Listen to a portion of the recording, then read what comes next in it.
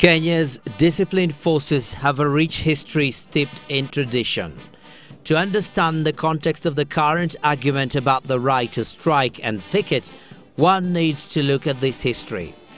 The Kenyan military has about 45,000 active personnel trained for combat, serving in the Army, Air Force and the Navy. It has become a reputable military on the global stage, providing peacekeepers to many UN missions worldwide. The Kenya Police has well over 40,000 personnel. About 9,000 serve in the crack paramilitary general service unit, which started out as the Kenya Police Emergency Company in the 1940s.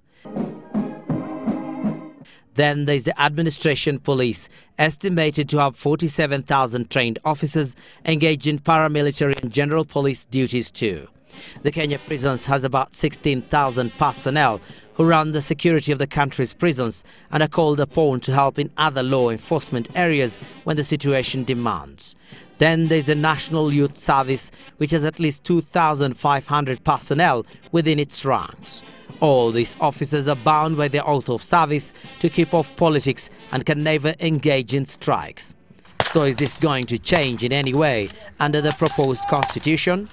The committee of experts says the proposed constitution only elevates the right of the officers to those of other citizens. All our uniformed officers, disciplined forces, really, especially those in the lower cadres, their plight, their human rights have never been addressed. So this is really giving them an avenue, and everybody else. We are first of all saying that we are all equal. The inclusion of the said articles in the draft triggered strong opposition from a motley of political leaders. And this is the clause critics have been pointing to. Article 37 states, quote, "Every person has the right peaceably and unarmed to assemble, to demonstrate, to picket and to present petitions to public authorities." The mischief makers are not telling Kenyans that the law requires them to picket or to demonstrate peaceably and unarmed without ammunition. The history of this country has been that the police, the prisons, the Kenyan Army have never been given a voice to say we are being mistreated, our human rights are being violated. It's as if we don't expect them to suffer human rights violation. They have been suffering.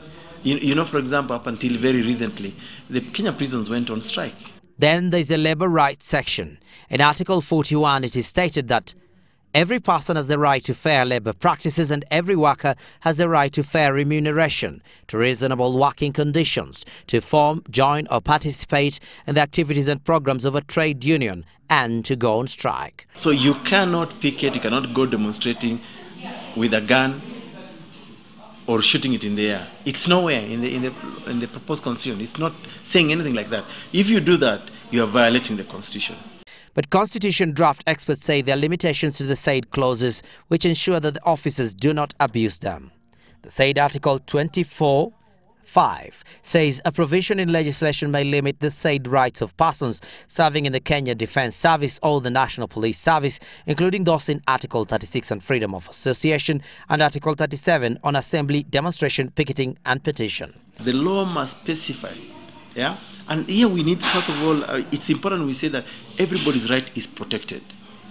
And if you must exercise your right, there are certain limits because of your position. For example, dual citizenship is provided. But we are saying people in the Kenya Army, our presidents, people in the public service cannot be dual citizens. So that's the limitation.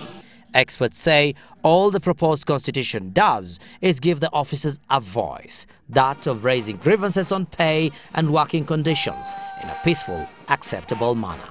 Abdi Osman, Citizen TV.